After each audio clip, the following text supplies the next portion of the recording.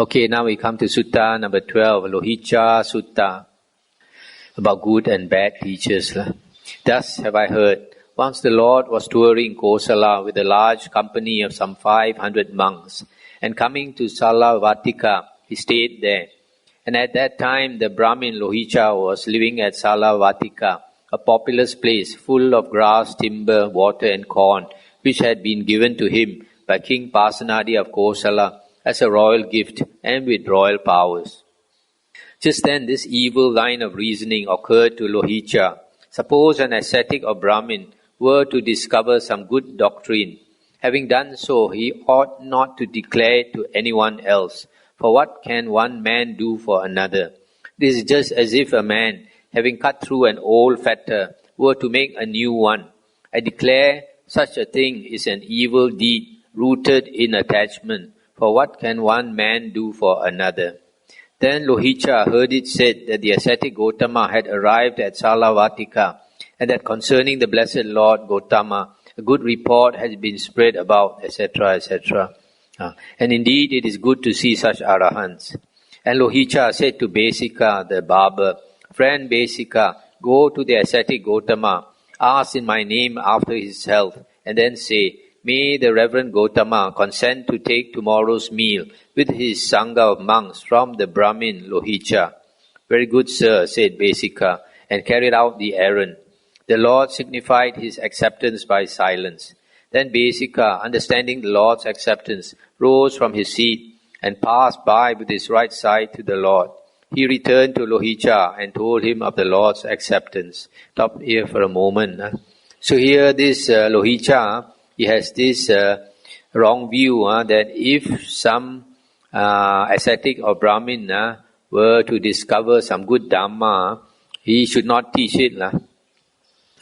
For what can one man do for another? That is his thinking.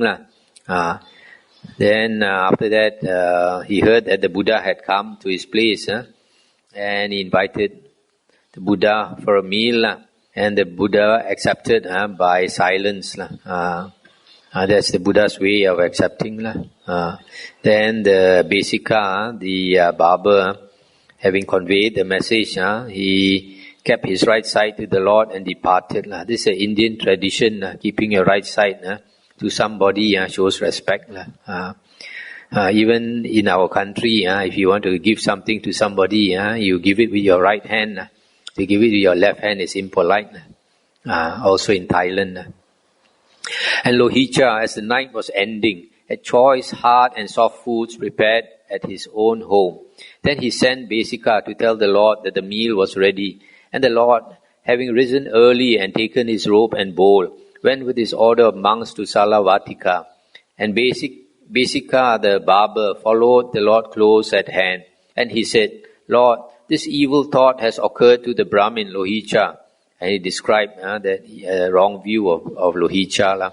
Truly, Lord, this is what the Brahmin Lohicca has been thinking.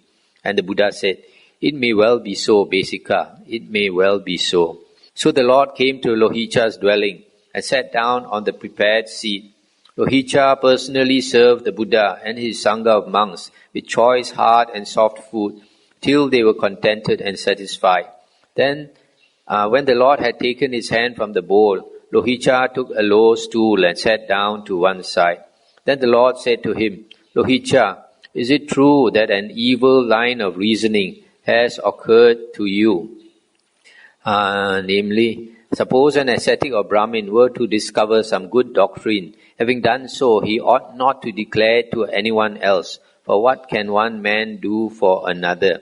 It is just as if a man, having cut through an old fetter, were to make a new one. I declare that such a thing is an evil deed rooted in attachment. For what can one man do for another? And Lohicca said, Yes, Reverend Gotama. What do you think, Lohicca? Don't you reside at Salavattika? Yes, Reverend Gotama. Well now, if anyone should say, the Brahmin Lohicca resides at Salavattika, and he should enjoy the entire fruits and revenues of Salavattika, not giving anything away to others. Would not anyone who spoke like that be a source of danger to your tenants? And Lohicca said, "He would be a source of danger, Reverend Gautama. And as such, would he be solicitous for their welfare or not?" "He would not, Reverend Gautama. And not being solicitous for their welfare, would he have a heart full of love for them or of hatred?"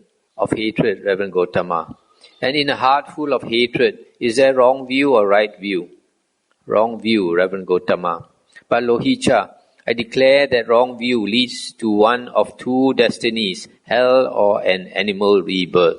Stop here for a moment. So here the Buddha is trying to show that Lohicca has wrong view.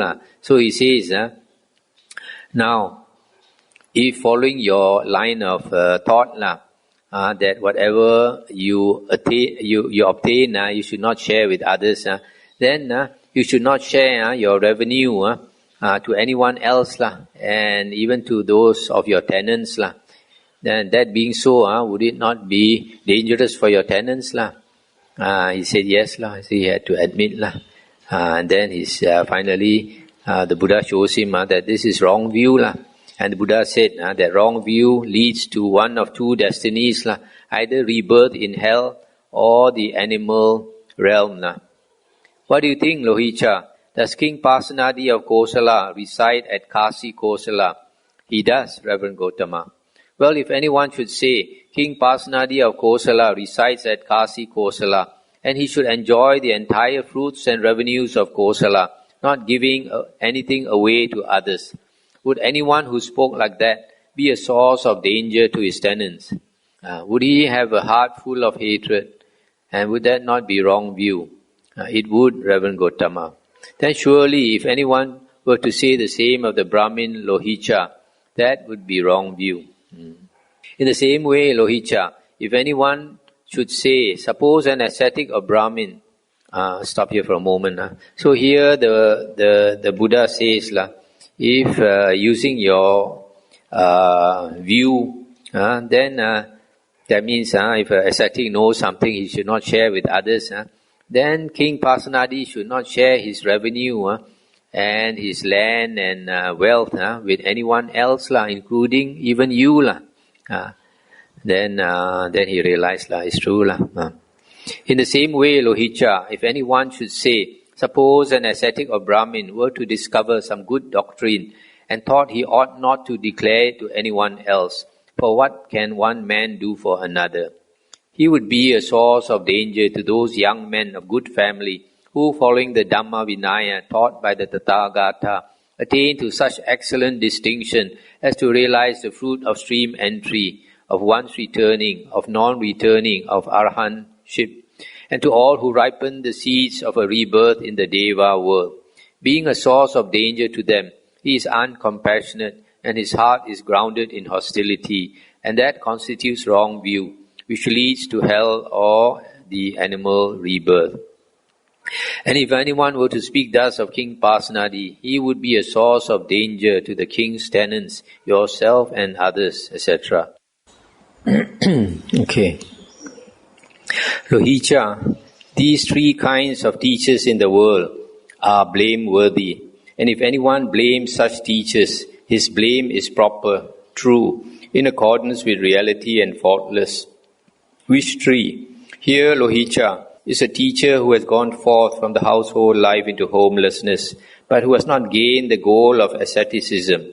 And without having gained this goal, he teaches his disciples a doctrine, saying, this is for your good, this is for your happiness. But his pupils don't wish to hear, they don't listen, they don't arouse the thought of enlightenment, and the teacher's instructions are flouted.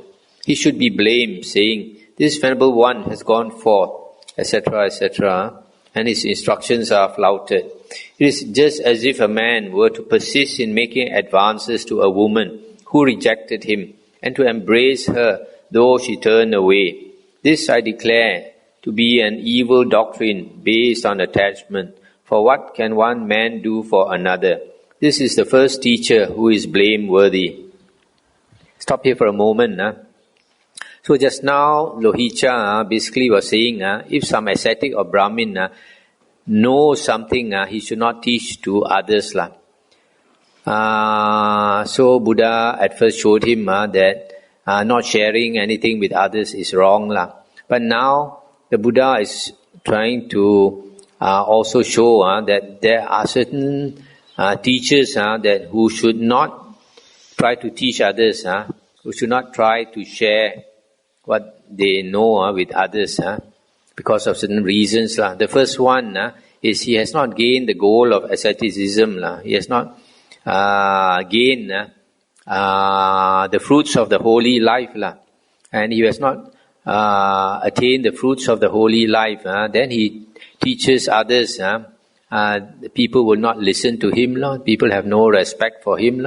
So this one is first one is an unqualified teacher. For example, also there are some people, they are very good at preaching, but they don't practice what they preach. So what is he's talking about the goal of asceticism. What is the goal of asceticism? I think the goal of asceticism are those things said by the Buddha to be Uttari Manusa Dhamma. Uttari Manusa Dhamma. Manusa is human beings. Uttari is higher than human being. Dhamma is states. States higher than the ordinary human being. In other words, supernormal states. And what are these supernormal states? In the Vinaya, one is jhana. Jhana, the four jhanas, any one of the four jhanas also is Uttari Manusa Dhamma. And then psychic powers that come with the attainment of the four jhanas. And then including liberation. And then the paths and fruits of Aryahood. The first path, the first fruit, second path, second fruit, third path, third fruit, fourth path, fourth fruit. And only the fourth fruit is a liberated person. The others are partially liberated. So these are the goals of asceticism, goals of the holy life. The aim of the holy life is to achieve these states called Uttari Manusa Dhamma, supernormal or higher than normal human attainments. So this person, he has not attained anything. Probably just become a monk. There are some people like that. They just become a monk and they quickly want to teach, but they are not qualified to teach. So because they are not qualified to teach, people don't listen to him. Again, there is a teacher who has gone forth, but who has not gained the goal of asceticism. Without having gained this goal, he teaches his disciples a doctrine saying, this is for your good, this is for your happiness. His pupils wish to hear, they listen, they arouse the thought of enlightenment, and the teacher's instructions are not flouted. He should be blamed, saying, this venerable one has gone forth, etc., etc., but has not gained the goal of asceticism, and without gaining the goal, he teaches his disciples. It is as if, leaving his own field, he should think that another's field is in need of weeding. I declare this to be an evil doctrine rooted in attachment. This is the second teacher who is blameworthy. I'll stop here for a moment. So here again, this second monk has not attained any of the fruits of the holy life, and he teaches, but people listen to him, people listen to him and heed his instructions, but then the Buddha says this teacher is blameworthy, because if the teacher has not cultivated himself, initially his followers may have a lot of faith in him, but later he will, because he has not cultivated himself, it's likely that he will do something wrong, break the precepts, or even break the major precepts, and then people lose faith in him, or he disrobes or something. So in the suttas, the Buddha says that it is good for a monk to teach, or to learn the Dhamma, but the Buddha says that it is important for a monk to allot a certain time to go into seclusion and practice meditation.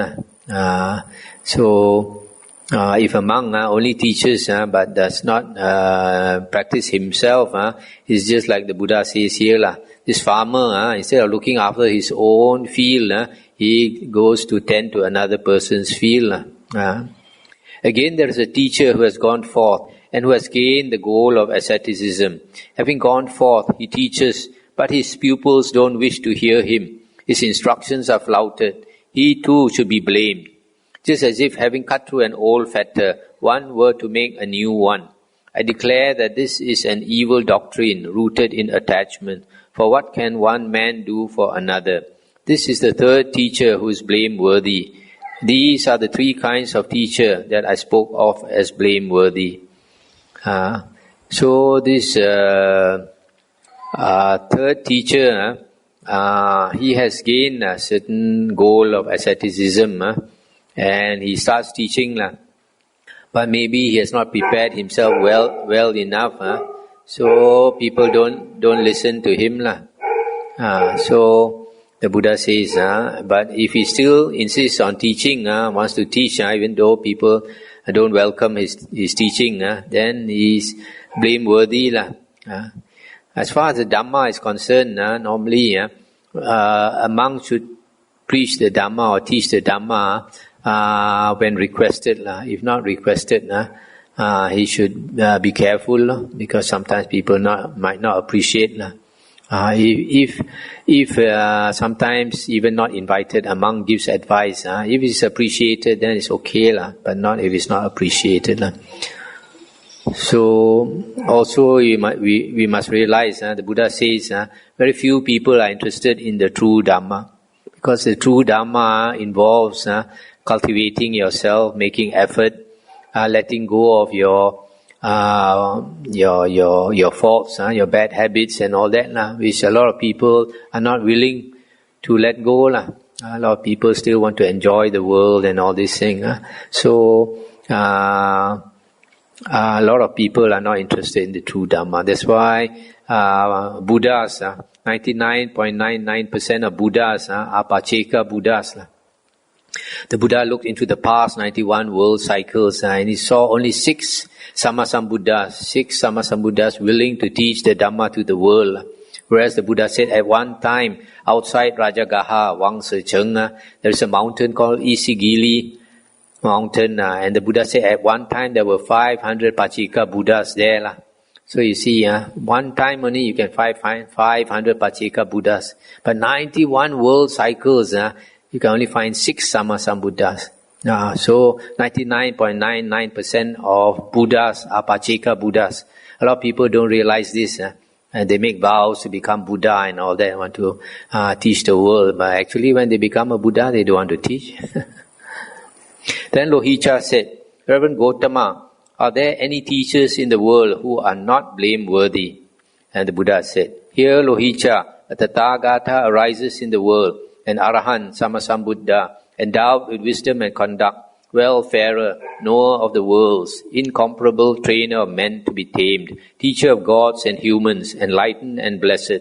He, having realized it by his own super-knowledge, proclaims this world with its devas, maras and brahmas, its princes and people. He preaches the Dhamma, which is lovely in its beginning, lovely in its middle, lovely in its ending, in the spirit and in the letter, and displays the fully perfected and purified holy life.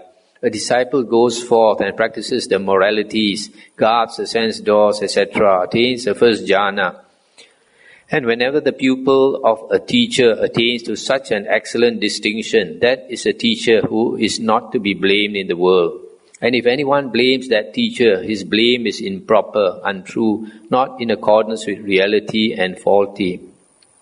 Similarly, he attains the other three jhanas and various insights, abhinya.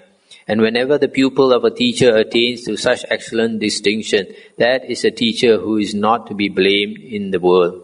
He realizes the Four Noble Truths, the past, the cessation of the corruptions, the asavas, etc.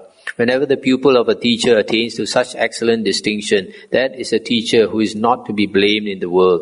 And if anyone blames that teacher, his blame is improper, untrue, not in accordance with reality and faulty. At this, the Brahmin Lohicca said to the Lord, Reverend Gautama, it is as if a man were to see someone by the hair who had stumbled and was falling into a pit, and to set him on firm ground. Just so, I, who was falling into the pit, have been saved by the Reverend Gautama. Excellent, Reverend Gautama, excellent. It is as if someone were to set up what had been knocked down, or to point out the way to one who had got lost, or to bring an oil lamp into a dark place so that those with eyes could see what was there. Just so, the Reverend Gautama expounded the Dhamma in various ways. I go for refuge to the Lord Gautama, the Dhamma and the Sangha. May the Reverend Gautama accept me as a lay follower who has taken refuge from this day forth for as long as life shall last. That's the end of the sutta. So here, the Buddha says that if a teacher teaches and the disciple can attain these Uttari Manusa Dhamma, these states which are higher than the normal human being, namely the jhanas, the abhinyas or higher knowledges and liberation, then the teacher is not to be blamed. So, going back to the three teachers who are blameworthy, the first one has not attained any of this goal of the holy life. The second one also has not attained. The third one has attained, but people don't want to listen to him for various reasons. For example, maybe he has attained jhana, but there are some people who have a knack for teaching. Some people have no knack for teaching. Some people, the way they speak, people don't like. The Buddha says in the suttas that a teacher should be able to speak very clearly so people can understand. He should speak slowly. Not everybody is able to do that. So this teacher, this third one who is blameworthy, just attained something, but he doesn't have the ability to teach. So people don't want to listen to him. So that's why he's blameworthy. But if he can teach his disciple to attain, any teacher can teach the disciple to attain the jhanas or the abhinyas, various types of psychic power, and attain the paths and the fruits, then he is not blameworthy.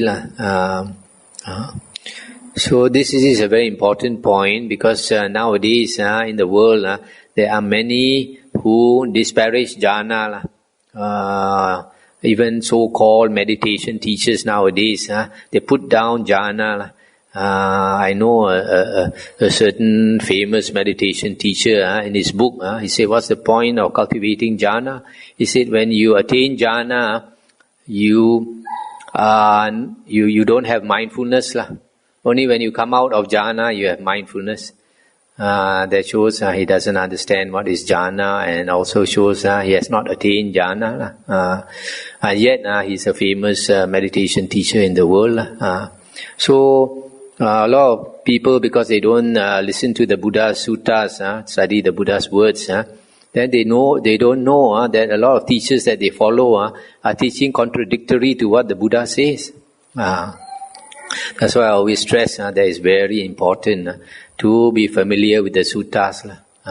The Buddha said very clearly that if any monk says the Buddha taught in such and such a way, the Buddha said not to accept and not to reject it, but to compare it with the suttas. Only if it follows the suttas can you accept it to be the Buddha's teachings. So the goal of the holy life, of the spiritual path, is basically the jhanas, the 4 jhanas, and the various knowledges, and the paths and fruits of Aryahood. The paths and fruits of Aryahood are the most important, more important than the jhanas and the psychic powers. Because once you attain the paths and fruits, you are an Arya. And once you're an Arya, you cannot go backwards, you cannot regress, you cannot fall, you cannot even be reborn into the woeful planes of existence, and you're sure of liberation. At the most 7 lifetimes, you will attain liberation. So here finally Lohicca said, just as if a man were to see someone by the hair who had stumbled and was falling into a pit, and to set him on firm ground. Just so I, who was falling into the pit, have been saved by the Reverend Gautama. So here, because the Buddha said, a person with wrong view will only have two types of rebirth, either hell or the animal realm. Then he realized he has been saved from the hell and the animal realm by the Buddha. So he showed his appreciation. So, okay, I think we've gone through 2 suttas for tonight, and that's enough. Probably you have a lot of questions tonight. So these 2 suttas are quite important. The Kivada Sutta describes the state of cessation where consciousness ceases, which is basically the state of parinibbana after the Arahant has passed on. And then the Lohicca Sutta talking about teachers who are blameworthy and teachers who are not blameworthy. Any question? Yeah. Buddha said that there can only be one Buddha at the time. So does that mean in a world cycle or at the present moment? At the present moment, the Buddha says at any one time there can only be one Sammasambuddha at the present moment. So like in this world cycle, on this present earth, the Buddha said there will be 5 Sammasambuddha. The first one was Kakusanda, then Konagamana, and then Kassapa, and then now the Buddha Gautama, and the future will be Metteyya Buddha or Maitreya Buddha. So only one Sammasambuddha, and what about the Buddha? Could there be 10 at one time? Say again? Only one Buddha at a time. No, one Sammasambuddha. Sammasambuddha at a time. What about Buddha? Could there be 10 at the time? Oh, can be 500. The Buddha said, can be hundreds of them.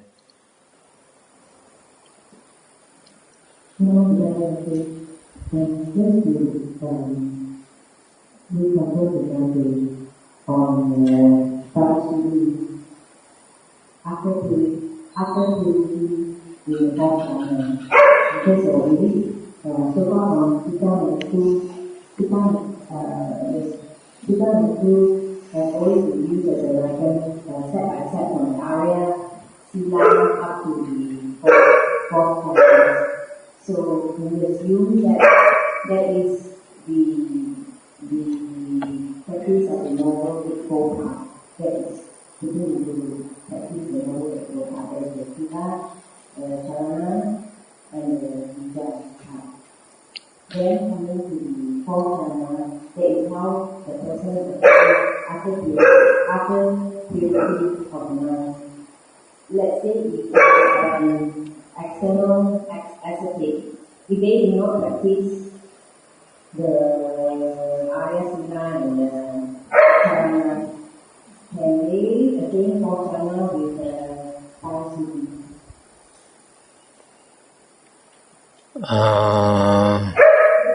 They can, external ascetics, without practicing the Noble Eightfold Path, they can attain the 4th jhana. But the difference is that the jhana they attain is the un-Aryan jhana. The Buddha said the Aryan Samadhi or Aryan jhana is jhana supported by the 7 factors of the Noble Eightfold Path. So there's a difference between Aryan Samadhi and un-Aryan Samadhi. So un-Aryan Samadhi, because it is not supported by the 7 factors of the Noble Eightfold Path, it does not lead to liberation. Whereas the Aryan Samadhi, which is the 4 jhanas, supported by the 7 factors of the Noble Eightfold Path, leads to liberation.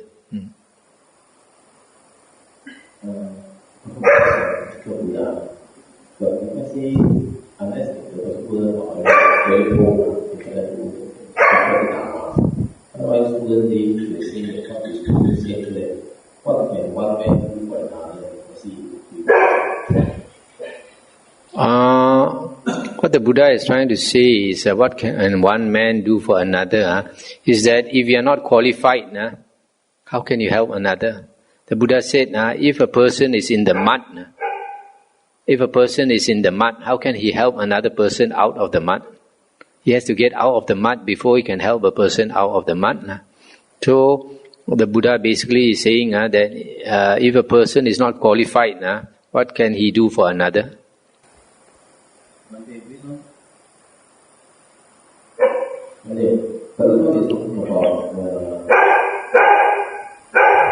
Who is speaking? Are you talking about Lohicca or are you talking about the Buddha? Lohicca's words here is that having one to discover some good doctrine, like Buddha, but discover having a pain. So, continuously, it doesn't teach unless it grows. If it's young, it doesn't teach effectively. No, this is wrong view. This is Lohicca's wrong view, that if a person has discovered good doctrine, he should not teach. This is not the Buddha's words, this is Lohicca's words. They are very different from the Buddha's words. The Buddha is using his words, just using his words basically to say that there is a case what can one man do for another if he is not qualified?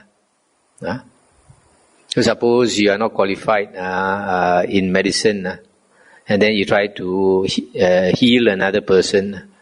You are not qualified to heal him. So the Buddha is saying Lohicca has a wrong view. In the Dhammapada, the Buddha said, the giving of Dhamma is the highest gift. Yeah. But here Lohicca is saying, if you have the Dhamma, you should not teach others.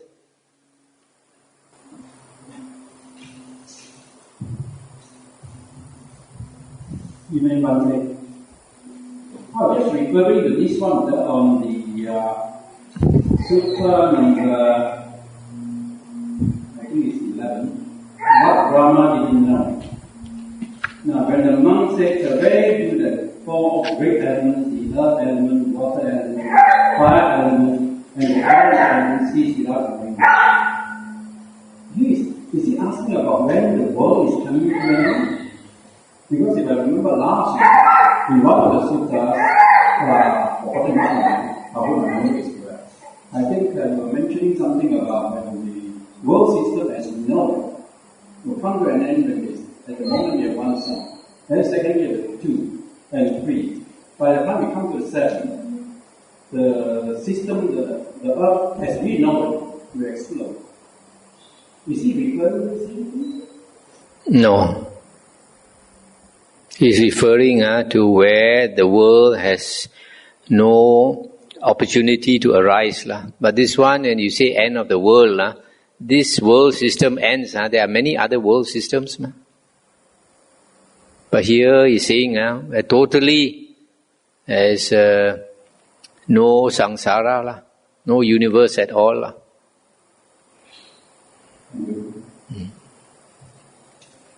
As I mentioned before, the world exists in consciousness. Right? So, to end the world, you must end the consciousness. When you refer to the Himalaya and place in earth, water, fire, and heat, water, when earth, water, fire, and air no cooking fine, is this referring to Dhammavuddho? Because the cooking we get is in consciousness. There it says, where are Nama Rupa wholly destroyed? So the four elements also established.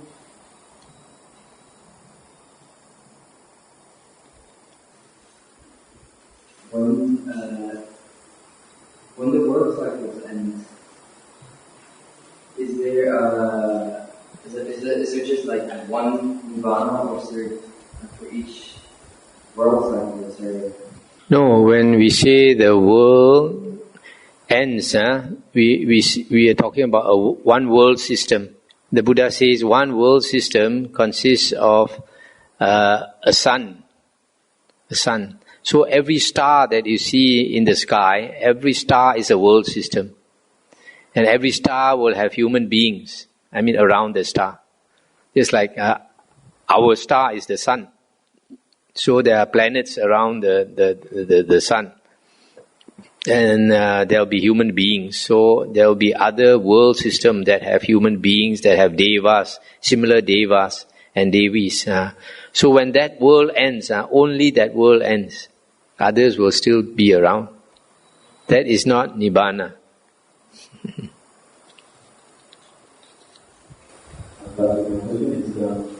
As a Buddha suggested any physical fitness exercises for one to do in India, there are two schools of thought.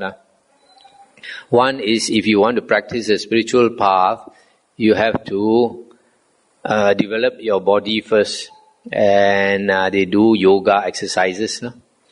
So yoga, asanas and all these things to strengthen the body, and they can control the breathing, they can even control the heartbeat and all these things. And the other line of thought is like the Buddha. The Buddha does not talk about the necessity to develop your body. He goes straight into the spiritual practice. But the Buddha says that walking meditation is good. And also, if you look into the life of the Buddha and the monks, you find that they go on alms round, beg for their food. So that is very healthy because they walk barefooted, and you'll be stepping on pebbles and sand and all that. That's reflexology. And then not only that, the monks have to do work in the monastery. If you look into the Vinaya books, you find that at one time, during the 3 months of the Vasa, Venerable Mahamoggallana with a team of monks, they were building kutis. They were building many kutis. So a lot of people, they think monks should only meditate and not work. No, because if everybody meditates, then who's going to maintain the monastery? There are some monks, of course, they don't want to work. They only want to meditate. That's good. Then they have to live alone. Live alone in a cave or something. Then the cave can be very dirty. Last time I stayed in a cave, there's a lot of bats. In dark caves there's a lot of bats. And there'll be a lot of bad shit all around. So you just have to... don't bother about the bad shit and the snakes and all that. Just meditate only. No, because I don't stay in an enclosed cave with all the smell. You got to stay in a well-ventilated cave. Is there a reason why I notice a lot of forest monasteries, the kutis are located on the hill? Is there a reason why? Located on a hill. A hill is a good place to have a monastery. Firstly, because it's not flooded, and secondly, because if there's a little hill, then it's more windy. Low ground is always the air is stagnant. There's some monasteries on low ground, but it's very stagnant, and also because if you want to go away from the town, then you go to the countryside. It's liable to have hills. What is the 9th and 10th precept? Is there a difference between them? 9th and 10th precept for a Samanera. The 9th precept is Mala Ganda Vilepana Dharana Mandana Vibhusanatana. That one is not seeing shows. Wait, let me see. The first one is not seeing shows. The eighth one is Nacha Gita Vadita Visuka Dasana Malaganda Vilepana Dharana Mandana Vibhusanatana. The eighth one is not to see shows, listen to music, sing and dance and all this. The ninth one is not to adorn yourself, use perfume, makeup and all these things. And the 10th one is not to possess money.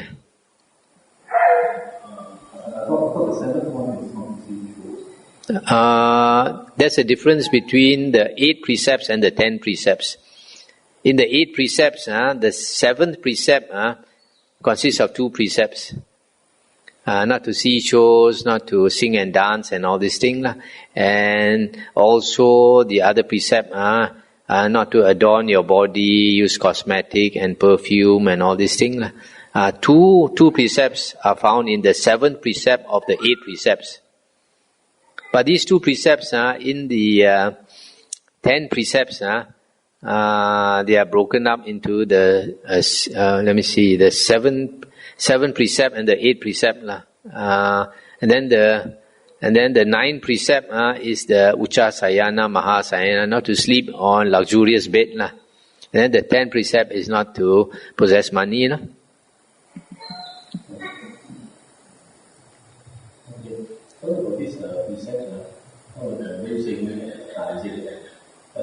say Buddhist Sunday schools, they encourage hymn singing and all this. But they are not taking the 8 precepts, They are not those that they do the show. Mm-hmm. To attend all these invitations. Mm-hmm. The monks are singing, meh? But they attend the function. Mm-hmm. Yes, and of course they are tuned to them. So who is giving the precept? In that case, sometimes it's for the purpose of supporting the Sunday school. They do it, it's different.